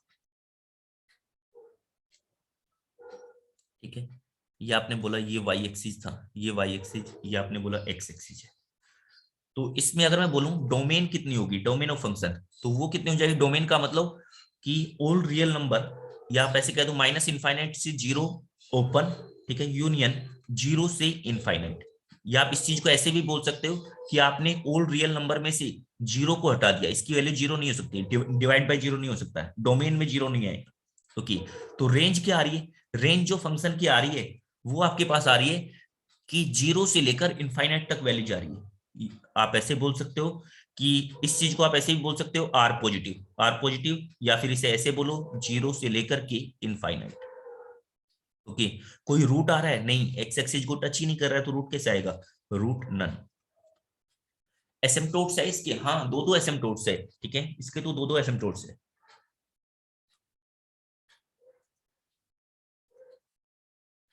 वो क्या क्या होगी, x axis and y axis, x axis and y axis. Okay अगर आपसे पूछा जाए बाउंडेड है ग्राफ या नहीं है, बाउंडेड, तो आपने कहा नहीं बाउंडेड नहीं है। ओके अब आपसे पूछा है पीरियड, ओके तो आपसे पूछा है लोअर बाउंडेड है, हाँ लोअर बाउंडेड है। लोअर बाउंड कितना है, लोअर बाउंड वो आपके पास हो एक्स गया एक्सिस x = 0, ठीक है, ये टेकन है या नोट टेकन है, नोट टेकन, ग्राफ नहीं ले रहा है इसको।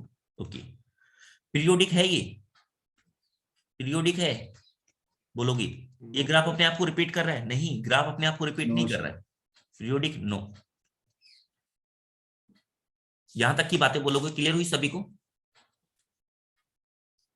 ओके अब आपने बोला कि अगर सेम इसी वे में, अभी तो आपने क्या लिया है x की पावर 2 x की पावर 4 ऐसे करके लिया हुआ है, अगर मान लो ये ऐसे ना होकर के ऐसे हो जाता कि केस 6, ऐसे हो जाता y equal to x raise to की पावर n, और जो n की वैल्यू है वो माइनस का 2m प्लस 1 टाइप की वैल्यू हो जाती, ठीक है। और m belongs to integer positive ऐसे, यानी कहने का मतलब आपके पास में ऐसे कुछ आ गया कि y की जो वैल्यू निकल कर आएगी वो 1/x, 1/x की पावर 3, 1/x की पावर 5। तो इसका जो ग्राफ बनेगा वो कैसे बनेगा? अभी जो ग्राफ बना था वो फर्स्ट एंड सेकंड क्वाड्रेंट में बना था। यहाँ पर क्या होगा, बस क्या होगा कि अगर आप x की वैल्यू नेगेटिव वैल्यू पुट करोगे तो y की वैल्यू नेगेटिव आ जाएगी, x की वैल्यू पॉजिटिव पुट करोगे तो पॉजिटिव आ जाएगी, ठीक है। तो इसका मतलब ये जो ग्राफ होगा, x की वैल्यू पॉजिटिव, y की वैल्यू पॉजिटिव, x की वैल्यू नेगेटिव, y की वैल्यू नेगेटिव, ये जो ग्राफ होगा वो क्या होगा, फर्स्ट एंड थर्ड क्वाड्रेंट में चला जाएगा। जो ऊपर वाला जो ग्राफ था उसी शेप में ये जो ग्राफ होगा ये आपके पास चला जाएगा ऐसे।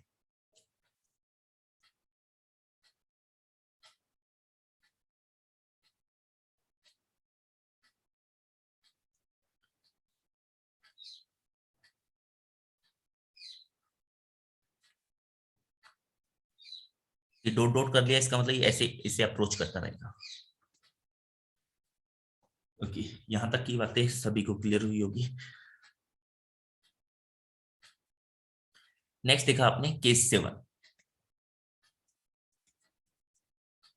केस 7 में y equal to x raise to की पावर n लिखा हुआ है, और जो n की जो वैल्यू है वो ऐसे चल रही है माइनस का 1/2m चल रही है। ये अलग चीज है, ऊपर जो लिखा था ना ये अलग चीज है, n की वैल्यू माइनस का 1/2m चल रही है। इसका मतलब हुआ कि जो ग्राफ बनेगा वो कैसे बनेगा, देखो x की वैल्यू माइनस का 1/2m चल रही है। जो ग्राफ जैसे मान लो आपके पास में ऐसे हो गया ये कि y इक्वल टू एक्स की पावर माइनस का 1/2, एक्स की पावर माइनस का 1/4 ऐसे। तो इसको आप लिख सकते हो कि जो ग्राफ बनेगा वो ऐसे, ग्राफ नहीं जो फंक्शन बनेगा वो ऐसे बन जाएगा 1/x की पावर माइनस 1/2, नीचे जाएगा तो प्लस हो जाएगा 1/√x, ठीक है। 1/4√x, 1/6√x ऐसे। तो यहां पर क्या होगा, बस केवल ये रहेगा कि जो x की वैल्यू आएगी, x की वैल्यू एक तो आप पॉजिटिव वैल्यू पुट कर सकते हो इसमें, दूसरा y की जो वैल्यू निकल कर आएगी वो भी क्या आएगी, पॉजिटिव टाइप की वैल्यू निकल कर आएगी। आप x की वैल्यू 0 पुट कर सकते हो? नहीं, आप x की वैल्यू 0 नहीं पुट कर सकते, ठीक है।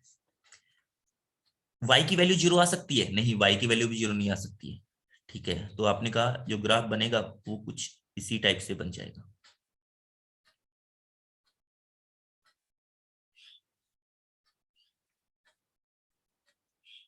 ऐसे ग्राफ।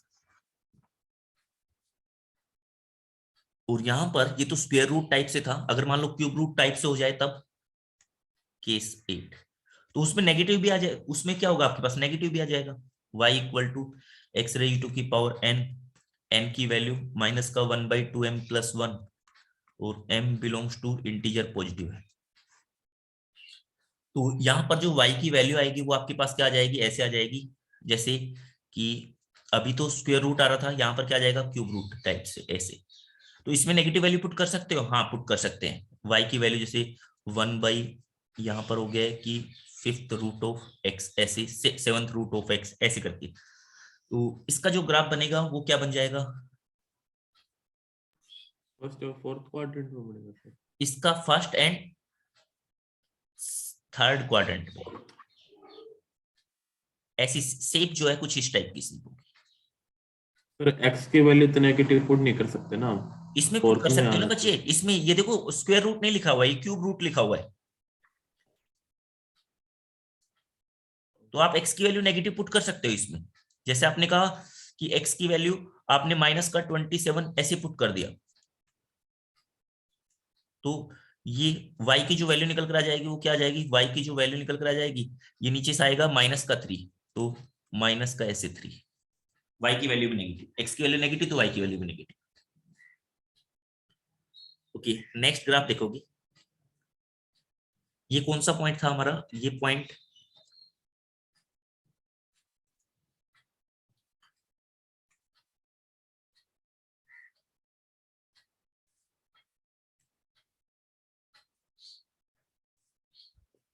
नेक्स्ट पॉइंट आपने बोला कि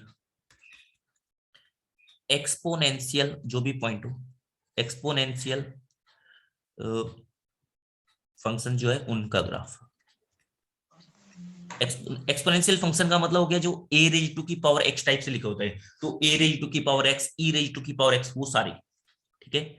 y equal to f of x, और यहां पर क्या लिखा है, ऐसे लिखा हुआ a रेज टू की पावर x टाइप से। और जो a है, a क्या हो गया, a belongs to all real positive, ठीक है, माइनस का 1 के लिए तो क्या होगा, 1 की पावर तो कुछ भी कर लो तो 1 ही रहना है। तो उन सब के लिए जो ग्राफ बनेगा वो कैसे बनेगा, केस 1।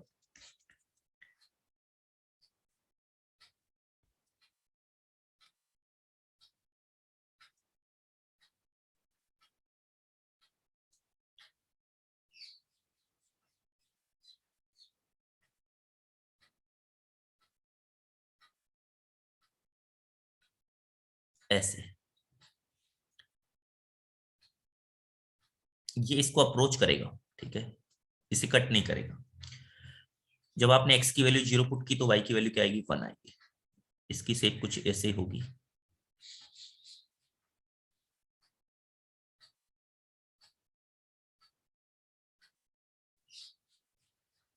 ओके, ये जो है ये कैसा फंक्शन होगा, ये होगा डिक्रीजिंग टाइप का फंक्शन होगा। कैसा फंक्शन होगा, डिक्रीजिंग टाइप का। जैसे जैसे आप x की वैल्यू इंक्रीज करते जा रहे हो, y की वैल्यू डिक्रीज होती जा रही है, डिक्रीजिंग फंक्शन। कब होगा ये ऐसा, जब a की वैल्यू अगर होगी 0 से 1 के बीच में। जब a की वैल्यू 0 से 1 के बीच में होगी तो भाई उसकी जितनी ज्यादा आप पावर करते जाओगे वो वैल्यू उतनी ही कम होती चली जाएगी। जितनी ज्यादा आप पावर करते जाओगे वो वैल्यू उतनी ही कम होती चली जाएगी। 0 हो जाएगी क्या, नहीं, 0 नहीं होगी। केस सेकंड, आपने कहा कि a की वैल्यू ग्रेटर देन 1 है, a की वैल्यू ग्रेटर देन 1 है।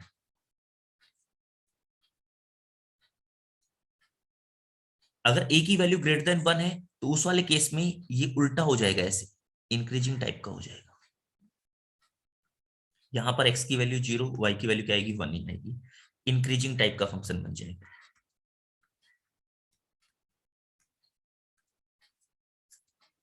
ये इंक्रीजिंग टाइप का फंक्शन बन जाएगा। ओके,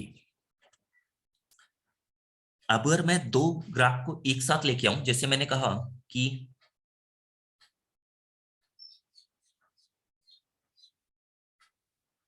आपके पास में ऐसे कोई ग्राफ चल रहा है,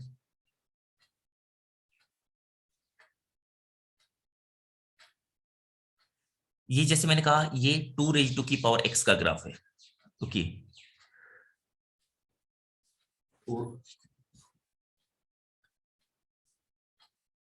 तो आप कहते हो कि अगर आपने कहा एक ग्राफ और को ले लेता हूं मैं, कि चलो e रेज टू की पावर x लेता हूं, जो 2 रेज e की जो वैल्यू होती है वो कितनी होती है, अप्रोक्स वैल्यू बताओगे कितनी होती है e की अप्रोक्स वैल्यू, 71 2.71 के आसपास है ना। तो आपने बोल दिया कि e की जो अप्रोक्स वैल्यू है वो है 2.71।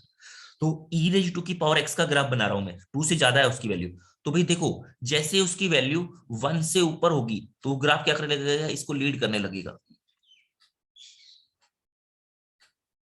और अगर आपके पास में उसकी वैल्यू 0 से यानी कि 1 के बीच में रहेगी तो उस वाले केस में, वो क्या रहेगा, नीचे रहेगा। और यानी कहने का मतलब जो ग्राफ बनेगा वो कुछ ऐसे बन जाएगा।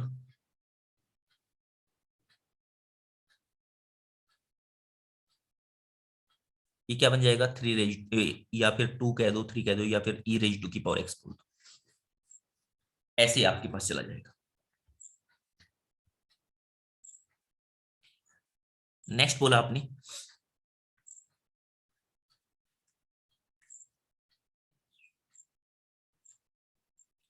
नेक्स्ट पॉइंट कौन सा है हमारा, ये एक्सपोनेंशियल ग्राफ जो था।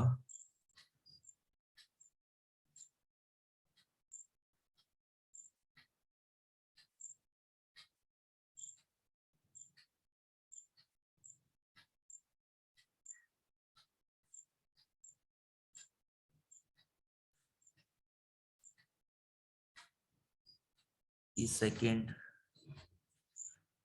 ये थर्ड,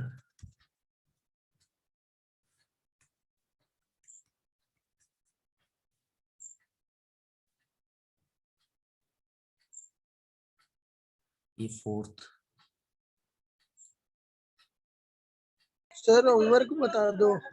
एक मिनट भाई, और ये 5th,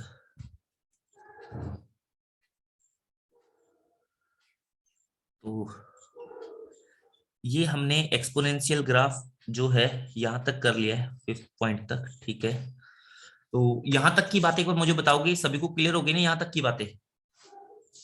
यस सर। ठीक है। तो बच्चों होमवर्क में आपने डीटीएस कितनी कर ली है, तो मुझे बता दो कि पहले तो कि आपने सभी बच्चों ने कितनी डीटीएस तक कर ली। तो आपके पास टोटल जो उसमें डीटीएस है वो है लेवल 1 में 12 डीटीएस है। तो आई थिंक सो आपने 6 तक सभी ने कर ली होगी, अभी बच्चे बोल भी रहे थे 6 तक आपने कर लिया है। तो अब आपने नेक्स्ट डीटीएस करके लेके आनी है DTS 7 and DTS 8। DTS 7 and DTS 8 आपने करके लेके आनी है होमवर्क में। लेवल 1 डीटीएस 7 एंड डीटीएस 8 ये आपका होमवर्क है। ओके, किसी बच्चे को यहां तक की बातों में कोई भी प्रॉब्लम लगी है तो पूछ ले, ठीक है, अदरवाइज फिर क्लास को ओवर करते हैं। रोहित, यहां तक की बातें सबको क्लियर है? ओके सर जो आपने बाउंडेड में बताया था हाँ कि वो दो के बीच में कर्व होता है, तो हाँ दोनों लाइन हमें एक्स के पैरेलल लेनी है। हाँ, एक्स एक्सिस के पैरेलल, यानी कि y की वैल्यू देखनी होती है ना, y की वैल्यू, यानी कि y की वैल्यू जो है वो देखनी होती है। तो आपने कहा एक्स एक्सिस की पैरेलल लाइन लेनी होगी, ठीक है, एक्स एक्सिस की पैरेलल। क्लियर? यानी कि एक ऐसा नंबर होना चाहिए जिससे कि उसकी वैल्यू लेस देन रहे, ठीक है, यानी कि जो उसकी रेंज निकल कर आए वो उससे लेस देन रहनी चाहिए। तो रेंज का मतलब क्या हो गया, y की वैल्यू, है ना। तो इसका मतलब जो लाइन होगी वो क्या बन जाएगी, एक्स एक्सिस की पैरेलल होगी। ओके, तो ये जो है बिल्कुल बेसिक बेसिक चीजें थी भाई। तो हो सकता है मैं इसे स्किप भी कर सकता था इस वाले पोर्शन को, बट मुझे लगा कि एक बार बता देना चाहिए, तो ये मैंने सारी चीजें एक बार बता दी है, ठीक है। तो मैं सीधा फंक्शन चैप्टर स्टार्ट कर सकता था, बट फिर पूरे टाइम आप उलझे रहते, ठीक है। तो क्योंकि कुछ कुछ बच्चों ने अभी इतने ज्यादा नहीं पढ़ रखा है, तो उनके लिए ये है, जिन्होंने पहले पढ़ा हुआ था उनके लिए तो आप समझो कि रिवीजन टाइप का था ये। ओके ओके बच्चों, bye bye to all of you. Okay sir.